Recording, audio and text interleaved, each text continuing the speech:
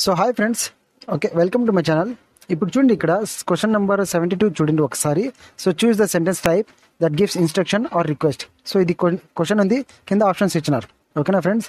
So actually ఇది సిలబస్లో ఉందా? Yes, it is there. Types of sentence అనేసి ఇక్కడ ఉంది. సో టైప్స్ ఆఫ్ సెంటెన్స్ మనకి ఓకే. సో దీంట్లో నుంచి వచ్చిన క్వశ్చన్ అది. సో ఈరోజు దాని అర్థం మేము ఈరోజు మీకు నేను టైప్స్ ఆఫ్ సెంటెన్స్ అది నేను నేర్పిస్తాను. ఓకేనా friends? So there are 4 types of sentence నార్మల్గా. ఓకేనా? సో అది ఈరోజు మీకు నేర్పిస్తాను. But before that one friends, చాలా మంది నా వీడియోని చూస్తున్నారు. ఓకే, సో మీరు లైక్ కూడా చేయటం లేదు. ఓకే, యూఆర్ ఓకే, సబ్స్క్రైబ్ కూడా చేయటం లేదు. 100 మెంబర్స్ చూస్తే 2-3 ఏదో లైక్ చేస్తున్నారు, 2-3 ఏదో సబ్స్క్రైబ్ చేస్తున్నారు. సో అది కొద్దిగా కరెక్ట్ కాదు కదా ఫ్రెండ్స్. సో ఎస్, దయచేసి కొద్దిగా సబ్స్క్రైబ్ చేయండి అండ్ మీకు నచ్చితే లైక్ చేయండి. ఫైన్ ఫ్రెండ్స్, స్టార్ట్ చేస్తాను నేను. So there are 4 types of sentence. ఓకేనా? సో ఫస్ట్ చూడండి, ఇంటరోగేటివ్ టైప్. ఇంటరోగేటివ్ టైప్ అంటే మీ ఏదైనా సెంటెన్స్ అది క్వశ్చన్స్ రూపంలో ఉంటే, ఓకే, అది క్వశ్చన్ మార్క్తో ఎండ్ అయితే అవి ఇంటరోగేటివ్ టైప్ అని గుర్తుపెట్టుకోండి. అంతే, అది ఏదైనా ఉంటే. So what are you doing, నువ్వేం చేస్తున్నావు, అక్కడ ఏం చేస్తున్నావు అనేసి క్వశ్చనే కదా.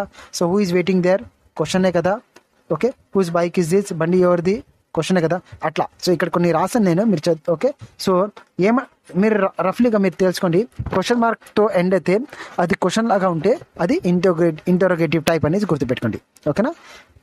నెక్స్ట్ వన్ మీకు ఒకటి చెప్తాను. ఇంటరోగేటివ్ టైప్ అంటే ఒక షార్ట్ కట్ పెట్టుకోండి. పోలీస్ వాళ్ళు దొంగల్ని పట్టుకున్న తర్వాత ఏం చేస్తారు, వాళ్ళు ఇంటరోగేట్ చేస్తారు, అంటే మీ క్వశ్చన్స్ అడుగుతారు. అట్లా గుర్తుపెట్టుకోండి. ఫైన్. సో నెక్స్ట్ చూద్దాం. So imperative type. So imperative type చాలా ఇంపార్టెంట్. దీంట్లో కమాండ్ కానీ, రిక్వెస్ట్ కానీ, డిమాండ్, ఆర్డర్, ఇన్స్ట్రక్షన్ అవన్నీ వస్తాయి. Okay, and it will end with full stop. ఇప్పుడు చూడండి, బ్రింగ్ మీ ద చైర్ అంటే ఇది ఒక కమాండ్ లాగా ఉంది కదా. సో నా కోసం చైర్ తీసుకుంటా అనేసి అది ఒక కమాండ్ లాగా ఉంది. Then so if the company increase the salary then the workers will join the work. అంటే ఏమి, కంపెనీ వాళ్ళకి చెప్తున్నారు వర్కర్స్ సాలరీ ఇంక్రీజ్ చేస్తే మేము వర్క్కి జాయిన్ అవుతాం అనేసి. ఇది ఒక డిమాండ్ ఫ్రెండ్. డిమాండ్ పెడుతున్నారు వాళ్ళు, ఇంక్రీజ్ చేస్తే మేము వస్తాం, లేకుంటే మేము పనికి రామనేసి. సో ఇది ఒక demand. Okay, so tomorrow every one should come to the office at 8 AM. So ఇది కూడా ఒక కమాండ్ లాగానే ఉంది. అంటే మేనేజర్ ఎవరో చెప్తున్నారు, ఓకే, టుమారో వచ్చేసి మీరు 8 o'clockకి వచ్చేయాలి అనేసి ఆఫీస్కి. సో ఇది ఒక అగైన్ కమాండ్ లాగా ఉంది. Okay, then so clean this area and arrange the chairs. Okay, so ఇది కూడా ఒక కమాండ్ లాగానే ఉంది. ఓకే, ఈ ఏరియాని క్లీన్ చేసి అరేంజ్ చేసేయండి చైర్స్ అనేసి, ఇది ఒక command. So then can you keep my luggage there. Okay, so వీళ్ళు నా లగేజ్ అక్కడ కొద్దిగా పెడతారనేసి ఇది కొద్దిగా రిక్వెస్ట్ లాగా కూడా ఉంది. Fine, anyhow. సో మీకు ఇట్లా ఇండివిజువల్గా మీకు చదివితే మీకు అర్థమైపోతుంది ఫ్రెండ్స్. ఓకే, ఫర్ ఎగ్జాంపుల్ ఇట్లా కాకుండా నార్మల్ దీన్ని చెప్తాను చూడండి ఫ్రెండ్స్.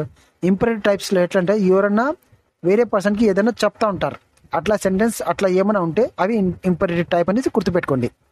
ఓకే, నార్మల్గా ఇప్పుడు బ్రింగ్ మీ ద చైర్ అంటే వన్ పర్సన్, ఓకే, వేరే వ్యక్తికి చెప్తున్నారు నా కోసం చైర్ తీసుకుంటా అనేసి. ఇక్కడ వర్కర్స్ వచ్చేసి కంపెనీ ఓనర్స్కి చెప్తున్నారు సాలరీ ఇంక్రీజ్ చేయమనేసి. ఇక్కడ ఒక ఎవరో మేనేజర్ ఎవరో, ఓకే, ఎంప్లాయీస్కి చెప్తున్నారు మార్నింగ్ 8 o'clockకి రండి అనేసి ఆఫీస్కి అనేసి టుమారో. సో అట్లా ఎవరికైనా చెప్తే అట్లా సెంటెన్స్ ఉంటే అది ఇంపరేటివ్ టైప్ అనేసి. ఇండివిజువల్గా కూడా అడితే కమాండ్ అంటే ఏదనేసి, రిక్వెస్ట్ అంటే ఏమి, డిమాండ్ అంటే ఏమి, అవి కూడా నేను కింద రాసినాను. ఓకేనా? So order and command is almost కొద్దిగా సేమే. సో అట్లా తెలుసుకోండి. అయితే కమాండ్ అయినా అడతారు, ఆర్డర్ అయినా అడతారు, రెండు అడగారు. Okay, fine, anyhow. సో అర్థమైంది అనుకుంటా ఫ్రెండ్స్. సో నెక్స్ట్ వచ్చేసి చూడండి, assertive or declarative sentence.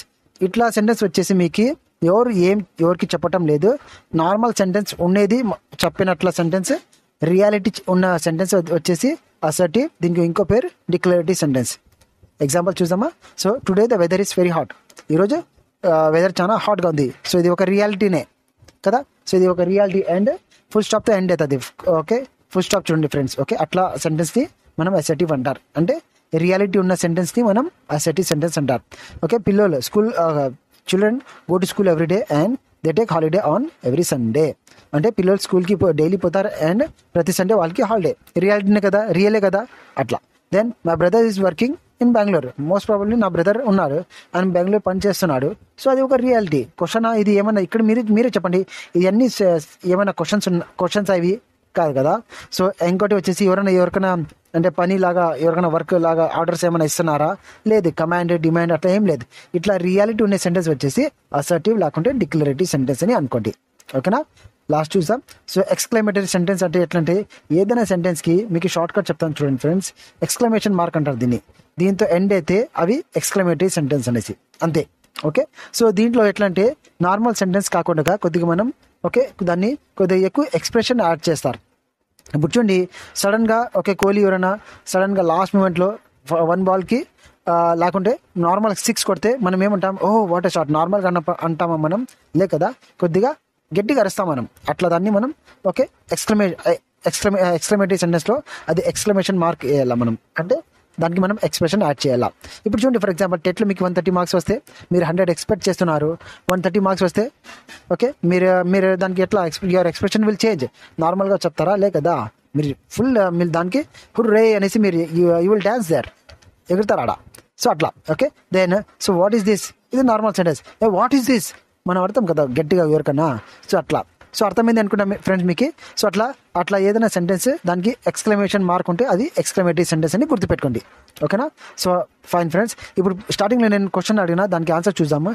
So choose the sentence type that gives instruction or request. So మనకి రిక్వెస్ట్ అండ్ ఇన్స్ట్రక్షన్ ఏ దాంట్లో ఉంది?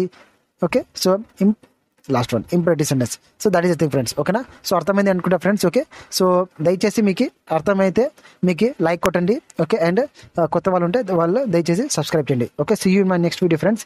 Okay, till then take care and bye bye.